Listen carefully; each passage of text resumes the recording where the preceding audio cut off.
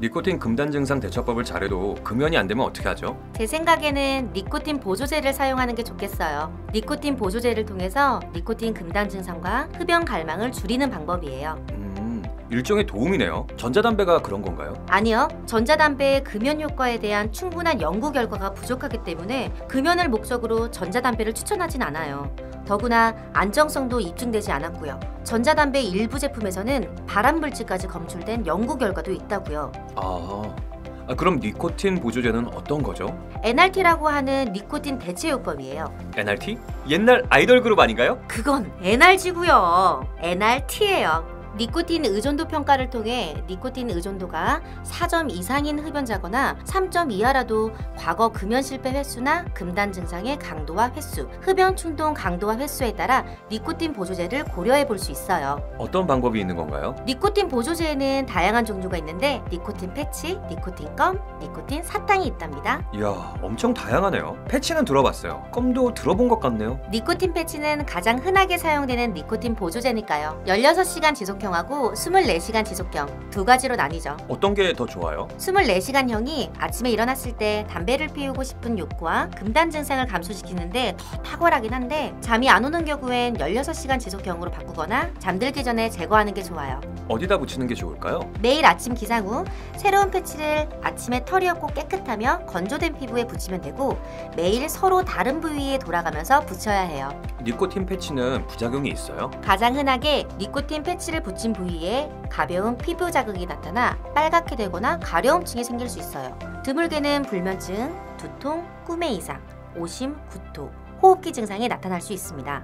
이거 겁나서 어디 사용하겠어요? 걱정 마세요. 대부분의 경우 용량을 줄이는 것만으로 증상이 줄어들지만 심한 부작용이 발생하면 즉시 사용을 중단하고 금연 클리닉에 전화 또는 직접 방문하도록 하세요. 그렇지 않아도 제 친구는 패치 때문에 전신 가려움으로 피부과 진료를 받았다고 하더라고요. 그럴 때는 니코틴 껌과 사탕을 사용하시면 됩니다. 껌은 제가 옛날에 좀 씹었죠. 껌은 일정한 시간 간격에 맞춰서 규칙적으로 사용해야 혈중 농도를 일정하게 유지할 수 있어요.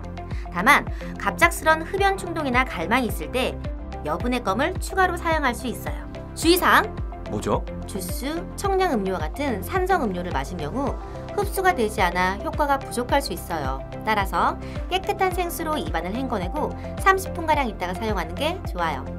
그리고 보통 껌처럼 계속 씹는 것도 아니에요. 니코틴 껌은 씹는 방법이 따로 있기라도 한단 말인가요? 네, 맞아요. 껌을 천천히 수초 간격으로 씹으면 강한 맛이나 약간 얼얼한 느낌이 느껴질 거예요. 이때 껌을 볼 안쪽에 잠시 두시고요. 잠시 두라고요? 네, 볼과 잇몸 사이에 두고 몇 분 뒤 얼얼한 느낌이 사라지면 다시 씹는 거예요. 그렇게 다시 볼과 잇몸 사이에 놔두고 씹는 것을 30분간 반복하면 돼요. 흡연 욕구가 크게 오면 더 강하게 씹으면 되나요? 아니요. 급하게 강하게 씹는 경우 너무 많은 니코틴이 침에 녹아 삼켜져서 효과가 적을 수 있어요.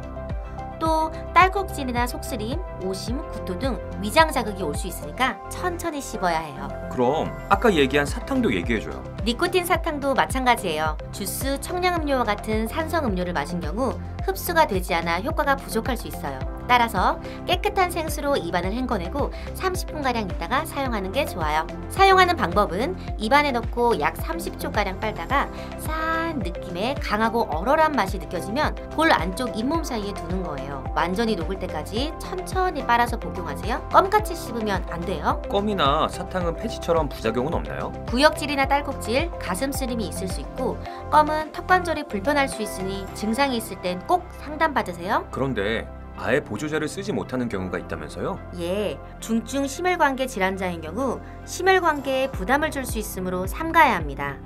임산부는 보조제의 효과가 거의 없는 것으로 알려져 있기 때문에 금연 성공률을 높이기 위해서는 꼭 의사와 상담이 필요해요. 나 고혈압이 있는데 못 쓰겠네요. 중증 2주 이내에요. 고혈압이나 당뇨 환자는 더더욱 금연을 해야 해요. 대체로 안전합니다. 패치 붙이면 정력이 약해진다던데요. 저 둘째도 봐야 하는데. 아유, 어디서 그런 소리를. 남성의 생식 기능과는 전혀 상관없습니다. 오히려 금연을 하시게 되면 여기까지만 할게요. 오히려 더 나아지려나? 그러면 니코틴 보조제에 꼭 써야 하나요? 니코틴 보조제는 니코틴 의존도가 높은 경우 금연을 시작할 때 올 수 있는 금단 증상을 줄이고 흡연 갈망을 줄여주는데 도움이 돼요. 오, 효과가 좋긴 하군요. 전문가와 상의하면서 자신의 특성에 맞춰 활용하시면 아무 문제 없어요. 아참, 이거 아주 중요한 건데 담배를 피지 말라는 거겠죠? 맞았어요. 니코틴 보조제를 사용하는 상태에서 담배는 절대 안 됩니다.